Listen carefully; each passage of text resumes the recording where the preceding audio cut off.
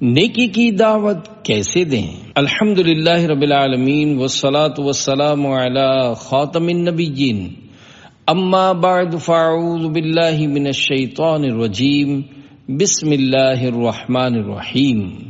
نیکی کی دعوت کیسے دیں؟ یہ مضمون نیکی کی دعوت کے صفحہ 497 تا 510 سے لیا گیا ہے۔ دعائے عطار یا رب المصطفیٰ، جو کوئی 14 صفحات کا رسالہ نیکی کی دعوت کیسے دیں پڑھ یا سن لے، اس کو نرم مزاج اور میٹھے بول بولنے والا بنا اور اسے والدین سمیت بے حساب بخش دے۔ آمین بجاہ خاتم النبیین صلی اللہ علیہ وآلہ وسلم۔ درود شریف کی فضیلت فرمان آخری نبی صلی اللہ علیہ وآلہ وسلم، جس نے مجھ پر 100 مرتبہ درود پاک پڑھا، اللہ پاک اس کی دونوں آنکھوں کے درمیان لکھ دیتا ہے کہ یہ نفاق اور جہنم کی آگ سے آزاد ہے اور اسے بروز قیامت شہداء کے ساتھ رکھے گا۔ صلو علی الحبیب صلی اللہ علی محمد۔ نیکی کی دعوت کا تارک حضور علیہ السلام کے طریقے پر نہیں۔ حضرت عبداللہ ابن عباس رضی اللہ عنہما سے روایت ہے کہ سردار مکہ مکرمہ سلطان مدینہ منورہ صلی اللہ علیہ وآلہ وسلم کا ارشاد ہے، لیس منا من لم یرحم صغیرنا ویؤقر کبیرنا وَيَأْمُرُ بِالْمَعْرُوفِ وَيَنْهَى عَنِ الْمُنْكَرِ، یعنی وہ ہم میں سے نہیں جو ہمارے چھوٹوں پر رحم نہ کرے اور بڑوں کی عزت نہ کرے اور نیکی کا حکم نہ دے اور برائی سے منع نہ کرے۔ نیکی کی دعوت صرف علماء پر نہیں، عوام پر بھی لازم ہے۔ حکیم الامت حضرت مفتی احمد یار خان رحمت اللہ علیہ اس حدیث پاک کے الفاظ نیکی کا حکم نہ دے اور برائی سے منع نہ کرے کے تحت فرماتے ہیں، ہر شخص اپنی طاقت اور اپنے علم کے مطابق دینی احکام لوگوں میں جاری کرے۔ یہ صرف علماء کا ہی فرض نہیں، سب پر لازم ہے۔ حاکم ہاتھ سے برائیاں روکے، عالم عام زبانی تبلیغ سے یہ فرض انجام دے۔ فی زمانہ اس سے بہت غفلت ہے۔ میں نیکی کی دعوت کی دھومیں مچاؤں، تو کر ایسا جذبہ عطا یا الہی۔ صلو علی الحبیب صلی اللہ علی محمد۔ اعرابی نے جب مسجد میں پیشاب کر دیا، حضرت انس رضی اللہ عنہ فرماتے ہیں کہ ایک مرتبہ ہم نور کے پیکر صلی اللہ علیہ وآلہ وسلم کے ساتھ مسجد میں موجود تھے کہ ایک اعرابی یعنی دیہاتی آیا اور مسجد میں کھڑے ہو کر پیشاب کرنا شروع کر دیا۔ جناب رسالت مآب صلی اللہ علیہ وآلہ وسلم کے اصحاب رضی اللہ عنہم نے اسے پکارا، ٹھہرو۔ آپ صلی اللہ علیہ وآلہ وسلم نے ارشاد فرمایا کہ اسے نہ روکو، چھوڑ دو۔ صحابہ کرام علیہم رضوان خاموش ہو گئے حتیٰ کہ اس نے پیشاب کر لیا۔ پھر مبلغ اعظم صلی اللہ علیہ وآلہ وسلم نے اسے بلا کر نرمی و شفقت سے فرمایا، یہ مساجد پیشاب اور گندگی کے لیے نہیں، یہ تو صرف اللہ پاک کے ذکر، نماز اور تلاوت قرآن کے لیے ہیں۔ پھر آپ صلی اللہ علیہ وآلہ وسلم نے کسی کو پانی لانے کا حکم دیا، وہ پانی کا ڈول لایا اور اس یعنی پیشاب کی جگہ پر بہا دیا۔ نیکی کی دعوت میں نرمی ضروری ہے۔ حضرت مفتی احمد یار خان رحمت اللہ علیہ اس حدیث مبارکہ کے تحت فرماتے ہیں، خیال رہے کہ نجس یعنی ناپاک زمین اگرچہ سوکھ کر پاک ہو جاتی ہے جبکہ اس سے نجاست کے اثرات زائل ہو جائیں، لیکن زمین کا دھونا بہت ہی بہتر ہے کہ اس سے گندگی کا رنگ و بو بھی جلدی جاتا رہتا ہے اور اس سے تیمم بھی جائز ہو جاتا ہے۔ اس حدیث میں پانی کا ڈول بہانے کے تذکرے سے یہ لازم نہیں آتا کہ ناپاک زمین بغیر دھوئے پاک نہیں ہو سکتی، نیز مسجد میں پاکی کے علاوہ صفائی بھی چاہیے اور یہ دھلنے سے ہی حاصل ہوتی ہے۔ مزید فرماتے ہیں، اس میں مبلغین کو طریقہ تبلیغ کی تعلیم ہے کہ تبلیغ اخلاق اور نرمی سے ہونی چاہیے۔ پیشاب کرتے کرتے اچانک رک جانے کے طبی نقصانات۔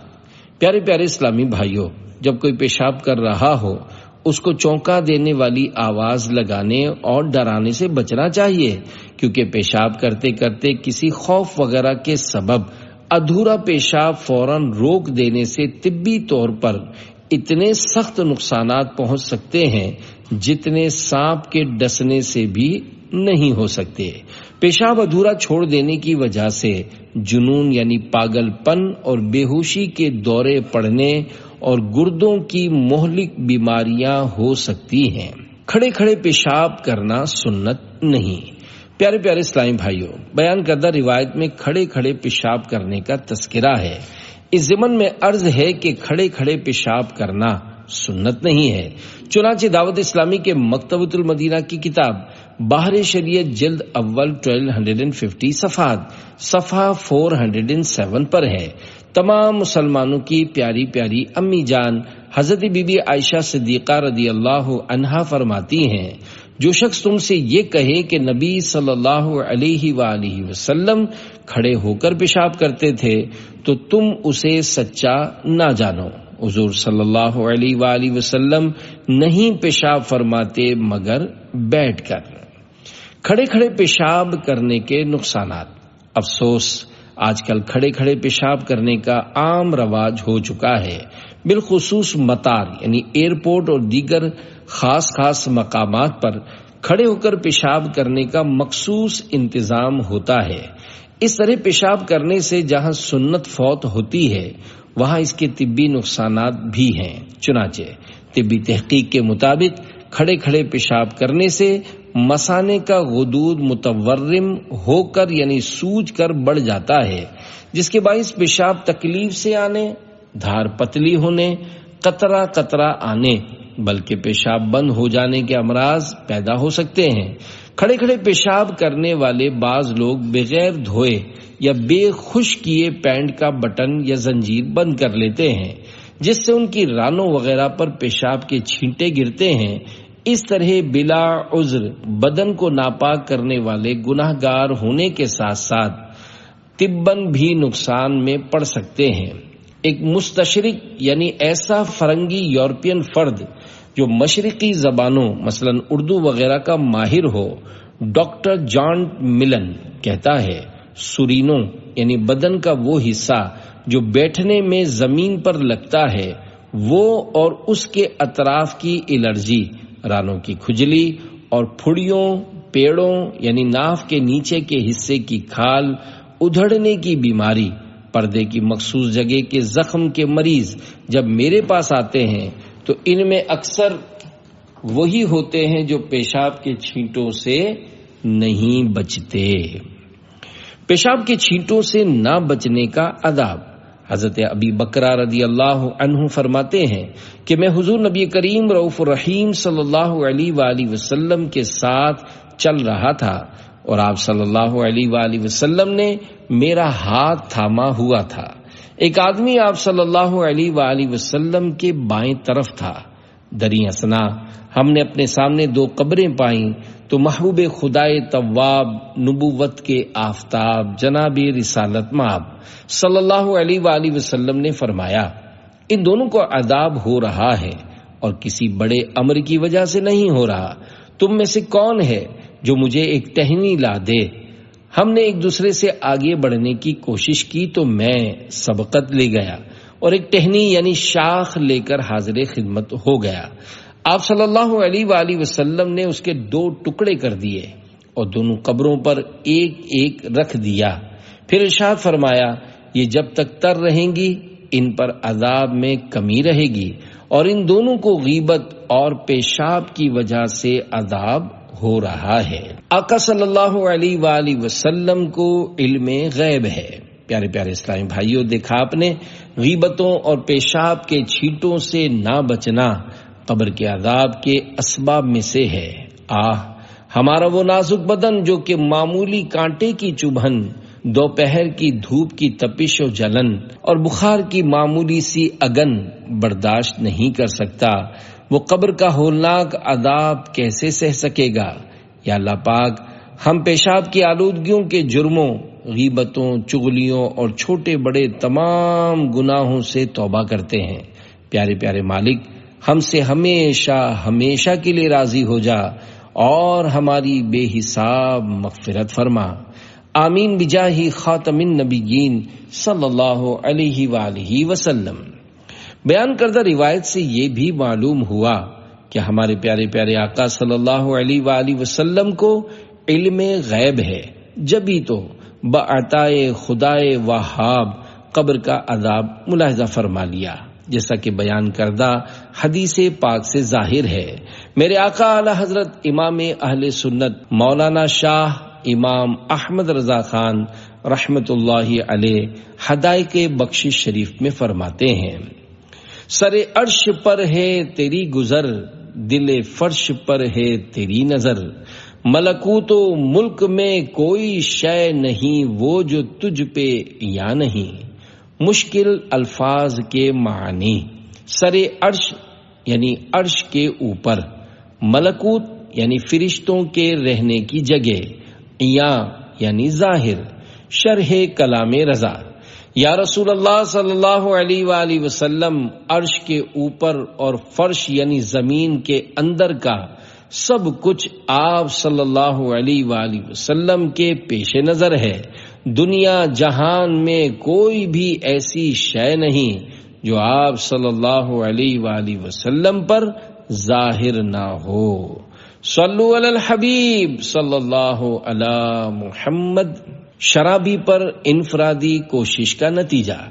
پیارے پیارے اسلامی بھائیوں، نرمی سے جو کام ہوتا ہے وہ گرمی سے نہیں ہوا کرتا، اور مبلغ کو تو موم سے زیادہ نرم اور برف سے زیادہ ٹھنڈا رہنا چاہیے۔ ڈانٹ ڈپٹ اور جھاڑ جھپٹ کرنے سے کسی کی اصلاح ہونی مشکل ہے۔ حضرت امام محمد بن محمد غزالی رحمت اللہ علیہ احیاء العلوم میں نقل کرتے ہیں، حضرت محمد بن زکریا رحمت اللہ علیہ فرماتے ہیں، ایک بار میں حضرت عبداللہ بن محمد بن عائشہ رحمت اللہ علیہ کے پاس حاضر ہوا۔ آپ رحمت اللہ علیہ نماز مغرب کے بعد مسجد سے گھر کی جانب روانہ ہوئے۔ راستے میں ایک قریشی نوجوان نشے میں دھت نظر آیا۔ اس نے ایک عورت کو پکڑ لیا۔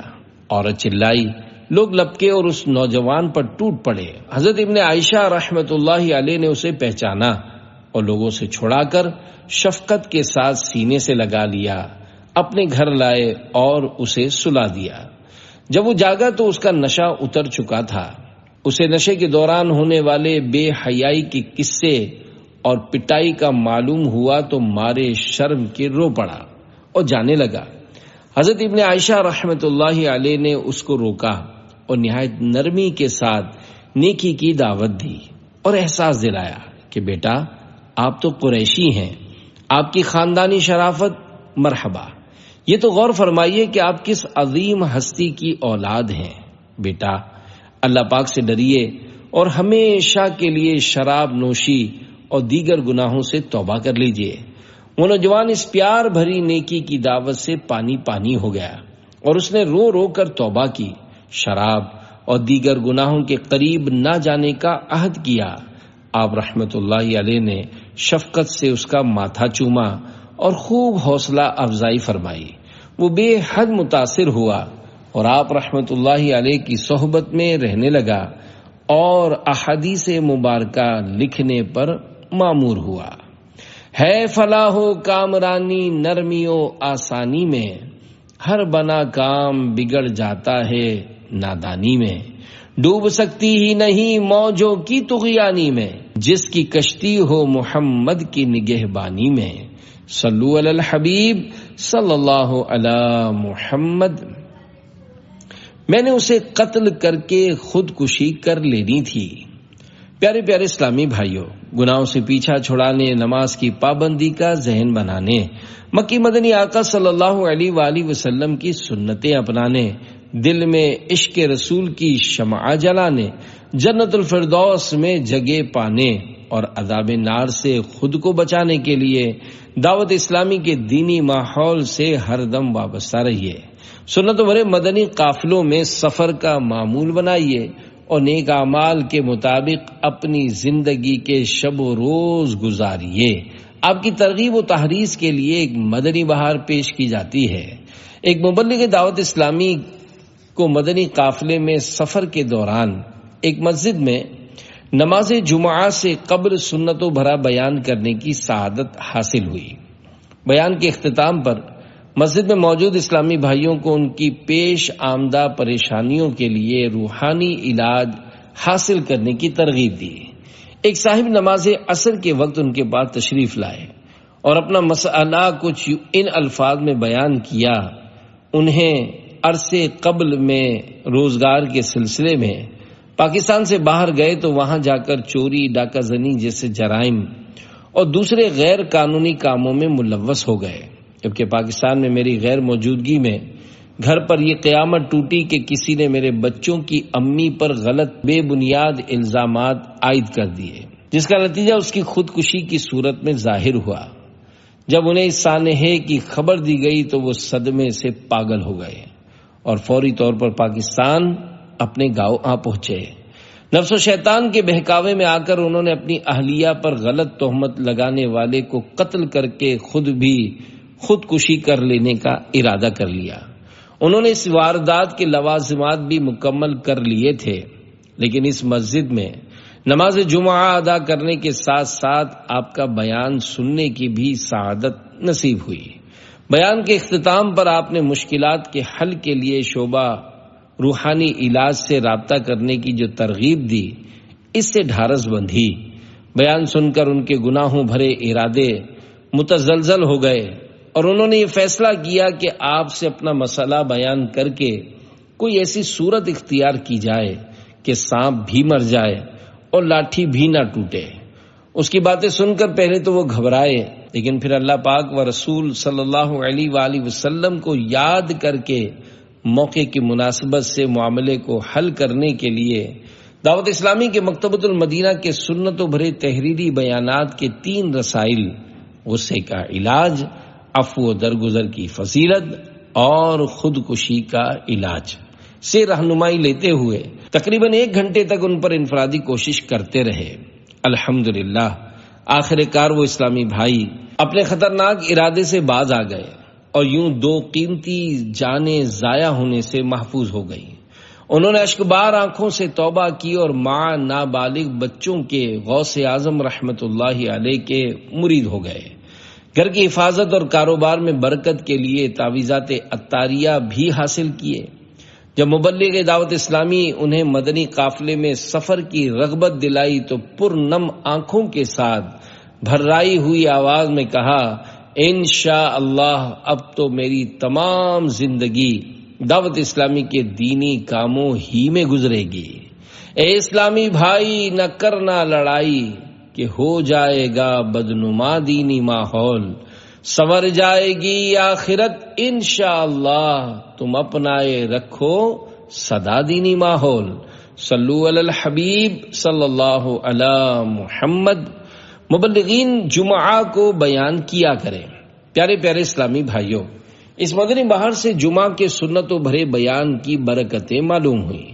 دعوت اسلامی کے تمام ذمہ داران کو چاہیے کہ جہاں جہاں ممکن ہو جمعہ میں بدل بدل کر مبلغین کے سنتوں بھرے بیانات کی ترکیب فرمایا کریں، کیونکہ نماز جمعہ میں آنے والے کئی افراد ایسے ہوتے ہیں جو عموماً کسی بھی اجتماع میں شرکت نہیں کرتے۔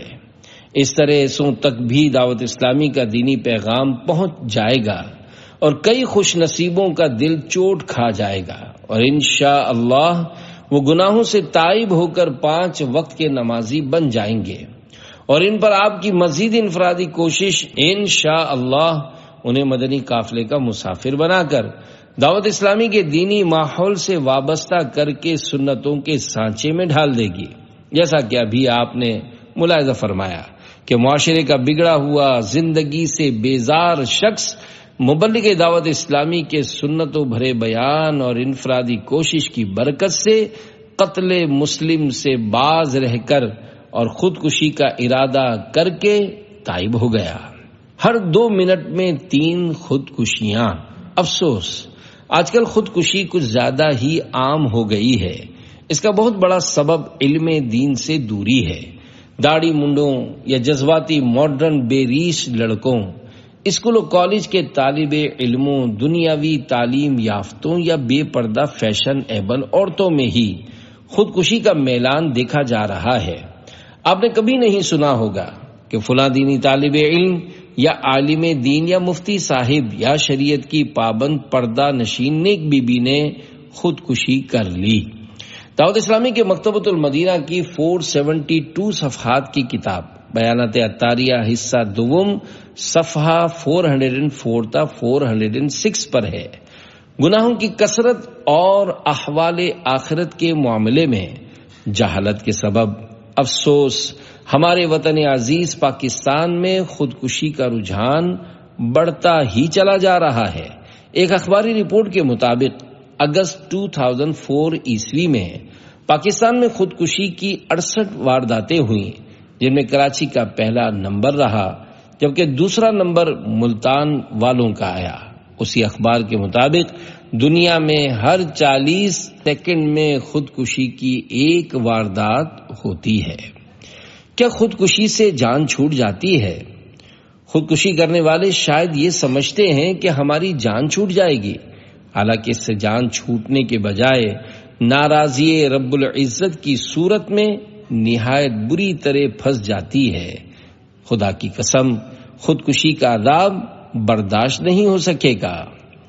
آگ کا عذاب حدیث پاک میں ہے، جو شخص جس چیز کے ساتھ خودکشی کرے گا وہ جہنم کی آگ میں اسی چیز کے ساتھ عذاب دیا جائے گا، اسی ہتھیار سے عذاب۔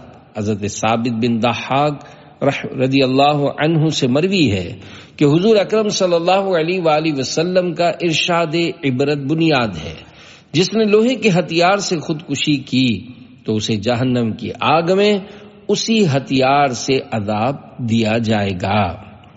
گلا گھونٹنے کا عذاب حضرت ابو ہریرہ رضی اللہ عنہ سے مروی ہے، سرکار دو عالم صلی اللہ علیہ وآلہ وسلم کا فرمان عبرت نشان ہے، جس نے اپنا گلا گھونٹا تو وہ جہنم کی آگ میں اپنا گلا گھونٹتا رہے گا، اور جس نے خود کو نیزہ مارا وہ جہنم کی آگ میں خود کو نیزہ مارتا رہے گا۔ صلو علی الحبیب صلی اللہ علی محمد۔ خالی تھیلا۔ مسلمانوں کے چوتھے خلیفہ حضرت مولا کائنات علی المرتضی شیر خدا رضی اللہ عنہ فرماتے ہیں، جو دل اچھائی کو اچھائی نہ سمجھے اور برائی کو برائی تسلیم نہ کرے تو اس کے اوپر والے حصے کو ایسے نیچے کر دیا جائے گا جیسے تھیلے کو الٹا کیا جاتا ہے اور پھر تھیلے کے اندر کی چیزیں بکھر جاتی ہیں۔ دل کے اندھے اور اوندھے ہونے کے معنی۔ پیارے پیارے اسلامی بھائیوں، واقعی اس میں بربادی ہی بربادی ہے کہ آدمی کا دل اچھائی کو اچھائی اور برائی کو برائی ماننے ہی سے انکار کر دے۔ ہمیں گناہوں سے ہمیشہ بچنا اور اللہ پاک سے قلب سلیم یعنی صحیح و سلامت دل طلب کرنا چاہیے، ورنہ ابھی آپ نے دل کی تباہی کے متعلق مولا علی رضی اللہ عنہ کا ارشاد ملاحظہ فرمایا۔ یاد رکھیے، گناہوں کی کثرت کے سبب پہلے دل اندھا ہوتا اور پھر اوندھا یعنی الٹا ہو جاتا ہے، جو کہ آخرت کے لیے انتہائی تباہ کن ہے۔ چنانچہ دعوت اسلامی کے مکتبۃ المدینہ کی کتاب ملفوظات اعلی حضرت 561 صفحات صفحہ 405 پر ہے۔ 3 چیزیں علیحدہ علیحدہ ہیں: نفس، روح، قلب یعنی دل۔ روح بمنزلہ بادشاہ کے ہے اور نفس و قلب اس کے 2 وزیر ہیں۔ نفس اس کو ہمیشہ شر کی طرف لے جاتا ہے اور قلب جب تک صاف ہے خیر کی طرف بلاتا ہے، اور معاذ اللہ کثرت معاصی یعنی گناہوں کی زیادتی اور خصوصاً کثرت بدعات سے اندھا کر دیا جاتا ہے۔ اب اس میں حق کے دیکھنے، سمجھنے، غور کرنے کی قابلیت نہیں رہتی، مگر ابھی حق سننے کی استعداد یعنی قابلیت باقی رہتی ہے، اور پھر معاذ اللہ اوندھا کر دیا جاتا ہے۔ اب وہ نہ حق سن سکتا ہے اور نہ دیکھ سکتا ہے، بلکہ چوپٹ یعنی ویران ہو کر رہ جاتا ہے۔ پھر اعلیٰ حضرت رحمت اللہ علیہ نے فرمایا، قلب یعنی دل حقیقتاً اس مضغۂ گوشت یعنی گوشت کے لوتھڑے کا نام نہیں، بلکہ وہ ایک لطیفہ غیبیہ ہے جس کا مرکز یہ مضغۂ گوشت یعنی دل ہے، سینے کے بائیں یعنی الٹی جانب، اور نفس کا مرکز زیر ناف یعنی ناف کے نیچے ہے۔